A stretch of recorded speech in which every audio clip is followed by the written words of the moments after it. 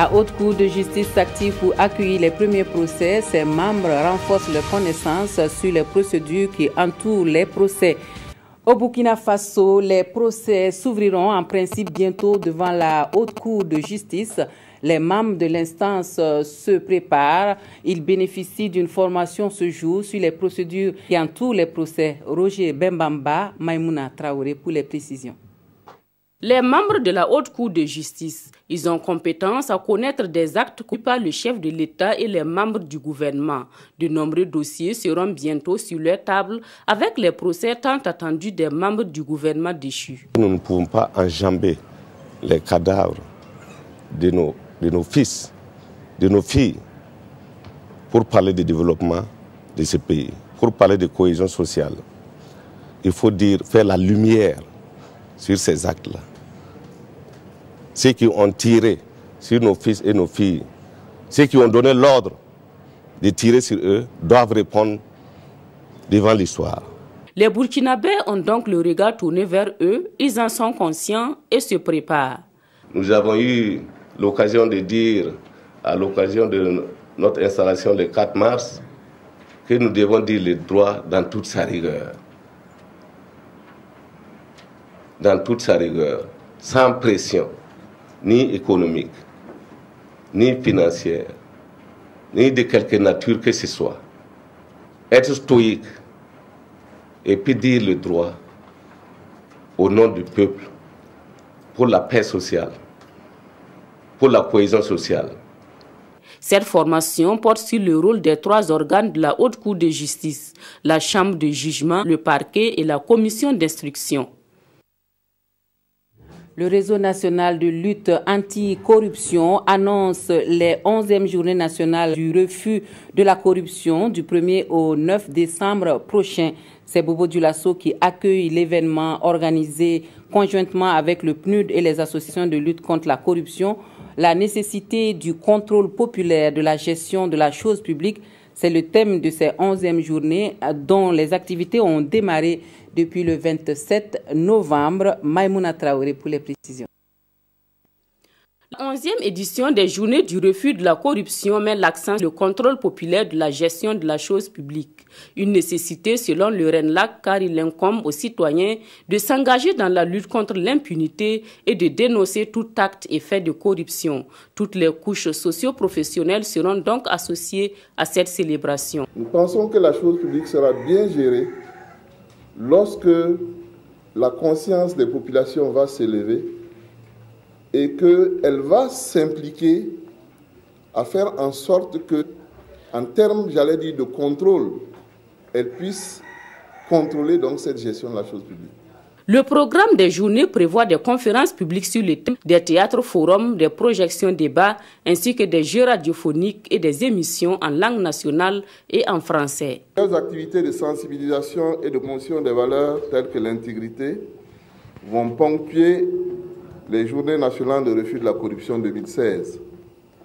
Pour faire écho à la mission première de ces journées, qui est de conscientiser les populations et d'interpeller les pouvoirs publics.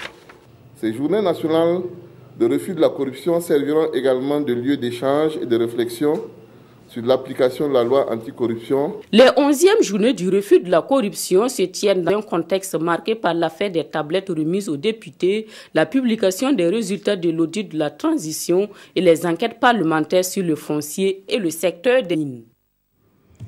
La brigade de recherche de gendarmerie nationale vient de démanteler un réseau de présumés arnaqueurs, des faussaires qui se faisaient passer pour des douaniers pour soutirer de l'argent à leurs victimes via un porte-monnaie électronique d'opérateurs téléphoniques mobiles de la place. Les présumés escrocs ont été présentés à la presse en présence d'Issa Kafando et Abdul Rasmane Songo. Ils sont 3 individus dont le cerveau est en cavale, présentés ici comme des arnaqueurs non-stop, mais la gendarmerie vient de fixer un stop à leur arnaque. Ces faussaires se font passer pour des douaniers, leur cible les commerçants, dont l'argent est extorqué via le réseau Airtel Money. Explication. Depuis quelque temps, la brigade de recherche de gendarmerie de Ouagadougou a constaté un nombre élevé de plaintes relatives à une nouvelle forme d'arnaque. Les auteurs de ces faits se passent pour des douaniers et proposent à leurs victimes, essentiellement commerçants, des marchandises de tout genre et à coût très dérisoire. C'est en voulant se faire livrer ces marchandises à bon prix que toutes les victimes se sont faites gruger. Gruger, c'est le mot, car une trentaine de personnes l'ont été, dont la plus grande victime reste le sieur Akapo, dépouillé de la bagatelle d'environ 1 300 000 francs CFA. À présent, il peut remercier le ciel, mais également la terre, oui. Le travail du Fourmi des Pandores a permis de débusquer ce réseau. Mais aujourd'hui, je suis fier quand même que la gendarmerie a pu mettre la main sur ces malfrats-là. Et je veux qu'ils soient vraiment sévèrement punis. Je veux aussi rentrer en possession de mes fonds. Cette rencontre fait donc office d'appel et de sensibilisation de la population qui doit accélérer la cadence de sa vigilance, mais également renforcer sa collaboration avec les forces de sécurité. Autre point de l'actualité, le Conseil africain et malgache pour l'enseignement supérieur veut mettre en œuvre l'assurance qualité. Il se tient à Ouagadougou une rencontre de validation sur l'état des lieux de l'assurance en vue de prendre et de déterminer des actions fortes pour booster l'enseignement supérieur et garantir une harmonie des systèmes d'enseignement dans les universités et écoles supérieures d'espace CAMES. Moussa Ouedraogo, Yolande Lompo. L'éducation est l'arme la plus puissante pour changer le monde. C'est fort de cette assertion de Nelson Mandela que les sommités du monde de l'enseignement supérieur ainsi que les points focaux des 15 pays membres de l'espace CAMES réunis à Ouagadougou veulent faire de l'assurance qualité une réalité aussi bien au sein des ministères que des institutions d'enseignement supérieur. Pour qu'il y ait qualité, il faut que les universitaires, les enseignants, les dirigeants travaillent déjà à résorber les retards et à normaliser les années universitaires. Nous travaillons en même temps sur les programmes, sur leur pertinence. Il faut que celui qui sort de l'université soit employable. C'est toute cette problématique-là qu'on appelle l'assurance qualité.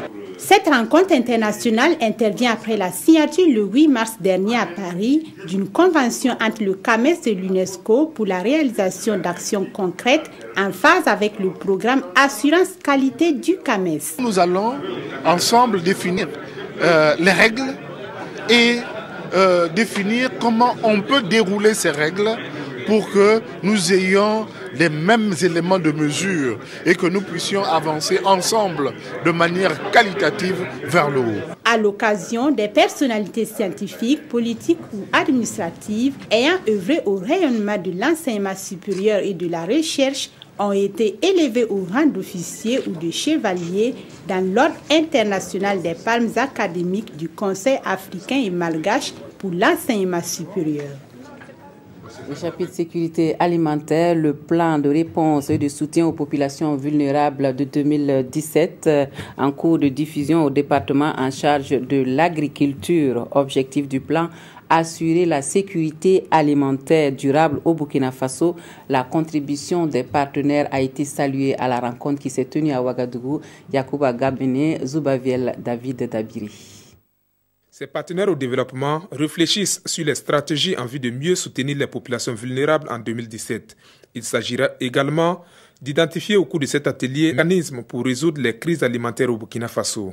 C'est un outil en fait qui renferme toutes les interventions ainsi que toutes les actions que nous devons mener bien sûr dans le but de prévenir et de répondre en cas de crise alimentaire et nutritionnelle au Burkina Faso. L'initiative est soutenue par le projet régional d'appui au pastoralisme au Sahel. Pour ces acteurs, les propositions qui découleront de cet atelier constitueront un référentiel en matière de lutte contre les vulnérabilités des populations. Le projet a pour un des résultats la réduction du temps d'intervention en situation de crise. Et qui parle de réduction du temps d'intervention en situation de crise suppose qu'il faut une grande préparation. Et cette préparation relève d'un des volets de la composante, notamment la sous-composante diversification des sources de revenus et préparation à la gestion des crises pastorales. Et c'est cette préparation qui nous a amené à accompagner le SESLSA depuis la conception jusqu'à la diffusion. Ces résultats seront pris en compte dans la mise en œuvre du projet régional d'appui au pastoralisme, dont l'objectif principal est de renforcer la résilience des populations vulnérables. L'appui à la gouvernance locale d'un projet de gestion intégrée de l'assainissement écologique à Ouagadougou se présente comme une source de revenus pour les personnes vulnérables. Le projet, qui intervient dans la fabrication des fertilisants à partir des déchets, a pour avantage d'assainir et de créer des emplois. Agleco, exécuté depuis 2013, prend fin cette année, d'où la visite des autorités municipales sur le terrain du projet Amado Ilboudo ou Moussissi. Sur ces expérimentations des associations Akonaz et Ratamanegré, l'on fabrique des fertilisants à base de l'urine et des fesses de latrine Ecosan. Ils sont ensuite stockés dans des contenants afin de permettre une bonne hygiénisation et une réduction des odeurs. Et quand on fait la collecte au niveau des ménages, on met dans les polytanks que vous voyez derrière. Et une fois le polytank plein, on le ferme hermétiquement. On ne l'ouvre pas pendant 45 jours. Pendant ces 45 jours, ça dit que tout ce qu'il y a comme bactéries, tout ce qui est à l'intérieur se décompose et c'est ça qui permet d'hygiéniser. Ces réalisations sur ces sites d'expérimentation sont le fruit d'un partenariat entre la commune de Ouagadougou et ACF International. Un partenariat entrant dans le cadre de l'appui à la gouvernance locale d'un projet de gestion intégrée de l'assainissement écologique à Ouagadougou, Agleco. Et ces visiteurs d'un jour sont venus apporter leur soutien à ces associations à quelques jours de la fin du projet. Nous imaginons comme suite pérenne, ce serait effectivement que ces associations puissent être reliées à un circuit financier pérenne. Au bout du projet, vous savez, il y a un transfert qui doit être fait et la mairie est vraiment prête, après ce transfert-là, à accompagner donc les acteurs. Financé par l'Union européenne, le projet Agleco a débuté en 2013 et a coûté plus de 400 millions de francs CFA. En 3 ans d'existence, ce sont plus de 850 latrines Ecosan et douches puisards qui ont été réalisées au profit des ménages vulnérables. La filière viande cherche solution aux difficultés liées à l'exportation de la viande. Les acteurs se sont réunis à Ouagadougou pour se donner des idées en vue de trouver des réponses à leurs préoccupations. Siro Jekam, Nathalie Savadogo Nabaloum. L'exportation de la viande est un des facteurs de la filière bétail-viande qui limite son potentiel contributif à l'économie nationale du Burkina Faso. Les acteurs de la dite filière, en concertation à Ouagadougou, veulent trouver des voies et moyens afin d'éradiquer les problèmes qui minent leurs actions. La plupart des exportations se font aujourd'hui sur pied et les acteurs ne sont pas suffisamment organisés de sorte à préserver même les acquis sur la chaîne de valeur. Alors, donc, ce qui fait que nous avons le devoir de les rencontrer et de mieux les positionner par rapport à ce qui peut être un enjeu majeur des années à venir. La SOGEAO, la société de gestion des abattoirs frigorifiques de Ouagadougou, est chargée de fournir de la viande saine à la population. Aujourd'hui, elle aussi connaît des difficultés. Il y a le fait que les tarifs d'abattage sont du ressort pratiquement de l'État. La société n'a pas de marge de manœuvre. Et quand c'est comme ça, il est difficile pour une société de se maintenir en équilibre. Deuxièmement, il y a le fait que les acteurs eux-mêmes n'intègrent pas à 100% l'abattoir pour les questions d'abattage. Il y a toujours l'abattage clandestin qui occupe une part importante. L'exportation des animaux sur pied occupe une place importante dans l'économie burkinabé. Les propositions qui seront faites à l'issue de ces échanges devront permettre d'élaborer un document de plaidoyer pour le développement de la filière bétail-viande.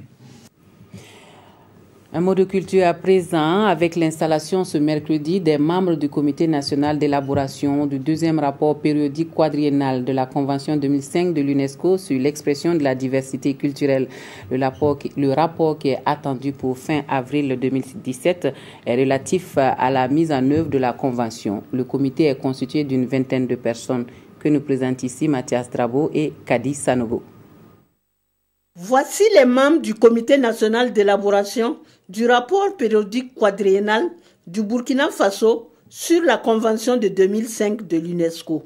Ce comité, qui est composé de 20 membres issus des administrations publiques, des organisations de la société civile culturelle, de l'univers de la recherche scientifique, est dirigé par Désiré Ouedraogo, une équipe pluridisciplinaire qui a pour mission d'élaborer le rapport pays du Burkina Faso. C'est un comité qui comprend des experts, des personnalités d'une grande expérience.